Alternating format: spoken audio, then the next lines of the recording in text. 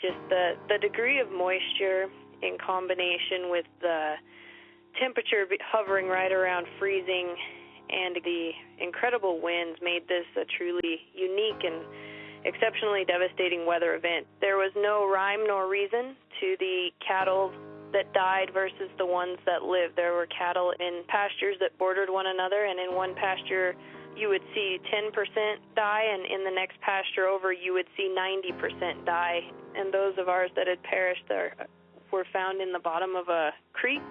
They looked as though they had just laid down and they were just laying in a row that disappeared into a snowbank. The agricultural community and the ranching community is really a big family, and it's events like this that really showcase that. We've heard a lot of people that have nothing but good things to say about the Rancher Relief Fund, and more importantly than that, the people behind it making it happen. More helpful than the physical check that we received is the fact that they called us up and they visited with us. They asked us if we had any immediate needs. The overwhelming response of people both in and outside of the agricultural community has been a critical part in the lifting of spirits and giving people hope to continue on after this. Well, really, I never had any intentions of being a part of an effort like this, but in the days and hours after the storm cleared, it became very clear to us here at the Stock Growers Association that there was a pretty dramatic impact to our livestock industry out in South Dakota. And in the day or two after the storm, as I was reaching out to ranchers and checking in with them to see what they needed from us, what they needed help with, we were getting calls and started getting mail from people asking where they could send money and help. And so I contacted Regina at the Community Foundation. I know that her foundation was equipped to help me, or at least help me figure out how to get started on that. So I said yes, and I checked with my board. They totally agreed. And within 20 minutes, we put up a profile for the South Dakota Rancher Relief Fund on our GiveBlackHills.org. And I think 10 minutes after that, we received the first donation. And Sylvia had also been in communication with the South Dakota Cattlemen's Association and the South Dakota Sheep Growers. And so those three entities became our partners in establishing the fund and administering it, promoting it, growing awareness of it. And during that time, we began to work with the South Dakota Voluntary Organizations Active in Disasters, and their acronym is VOAD. And specifically, we've worked with Lutheran and Catholic social services. They asked that we help do case management and to deal with mental health and spiritual needs of families. Largely, the way it works is families have applied, and those applications went through Lutheran Social Services. So Lutheran Social Services and Catholic Social Services co-chaired the Unmet Needs Committee. So the applications went out through the Ranchers Associations and banks and marketing media efforts. Those applications go to Lutheran Social Services initially, and they do an immediate phone call follow-up to let families know that we've received the application and we're beginning to process that.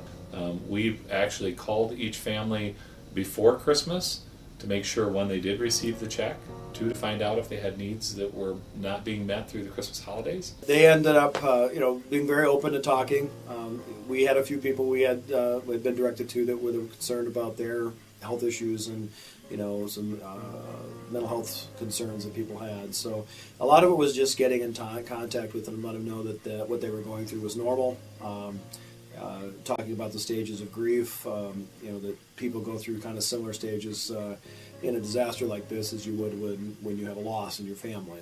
This storm was so unprecedented. Looking back at the forecast beforehand, we knew it was going to be a big storm, but we didn't have any idea it would be what it was. I mean, even the best forecasts really under-predicted what was coming. The climate as a whole, or the fall, it was so early in October. The cattle themselves, Mother Nature hadn't prepared them for it. They didn't have their thick hair yet. Those ranchers did the best they could with it. I know many of them were out the night before taking extra feed out and making sure those animals were bedded down in an area where they would have been the most protected. We knew it was going to be a quick storm, that it would come through and be gone again in the next few days, so I think everybody took the precautions they needed to. But even within that, the storm was a strange storm. It brought so much snow and cold weather right away that the cattle were soaked to the bone and really just kind of overwhelmed with the biology of that. I think that there was hypothermia, and the stress on those animals caused a lot of the death. There were about 43,000 head of livestock that were lost. So most of those were cattle, probably 3/4 of those were cattle. We saw a number of applications where families lost 90+% of their livestock. So some families that had 200 cows before the blizzard had 2. You know, ranching is their livelihood. They lost their livelihood in this storm. But the federal government was also shut down. And so it was really almost 2 weeks later before the federal government began to do its work in assessing the damage and the total loss to western South Dakota. It was not until November 8th that it was a federally declared disaster.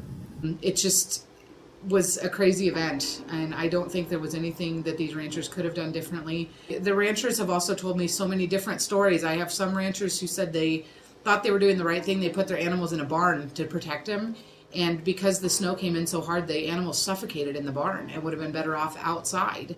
And you have some ranchers that tell the exact opposite story, that they, had they put them in a barn, they probably would have survived.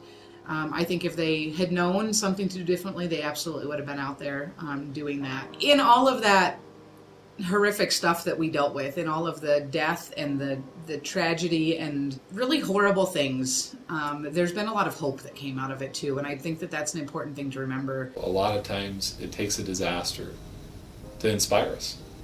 And I've been inspired 1,000 times through this. It's been incredible.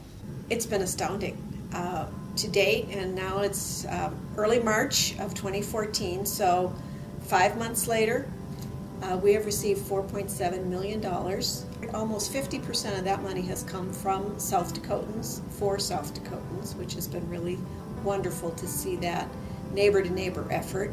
But we've also received donations from all 50 states and from several foreign countries. Community-wide, it was just to see, people kind of pull themselves together and realize that, their neighbors were hurting and that we needed to do something to help each other out. We had quite a few groups that volunteered to do things like, come and cut down trees.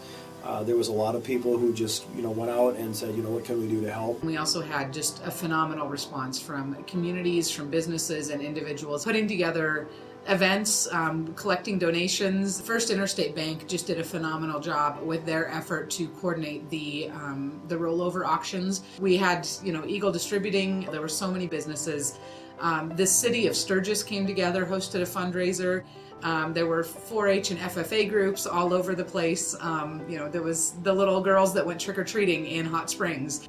SDSU held a barn dance, and the kids sent us $2,000 check. And I would say fully a third of those donations, and that's about 7,500 individual and organizational donors, have sent a letter with their contribution, wishing the ranchers well and expressing support for the ranchers and encouraging them. So it was really a little of everything, and it all added up to a pretty big amount.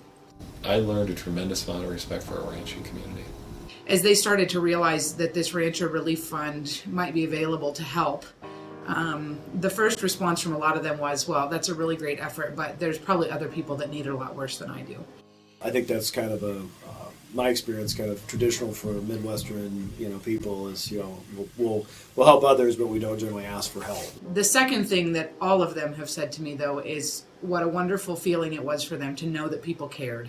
An important lesson that we learned from this, too, is how important it is to rely on your community at times like this. And those of us, myself included, who don't want to ask for help, don't want anybody else to know maybe how terrible things are. It was amazing to me to see the community that came out of this, the friendships that came out of it, and the help through the Ranchers Relief Fund and other things too. It shows us how connected we really are, and I think that's an important message, an important thing to remember from this. The other piece people need to understand is that the impact of the blizzard isn't over, and it's probably going to be, for some ranchers, a couple of years. So here we are 5 months after the disaster, and people are still holding fundraisers and pulling together money to help respond to the needs of our neighbors. But what an honor to have walked alongside a lot of folks that will be beneficiaries of people's generosity. And what an honor it is to see the number of people who say, I can make a difference. And whether that was a $10 check or the $50,000 check that I got from a ranch couple, it all came from the same place.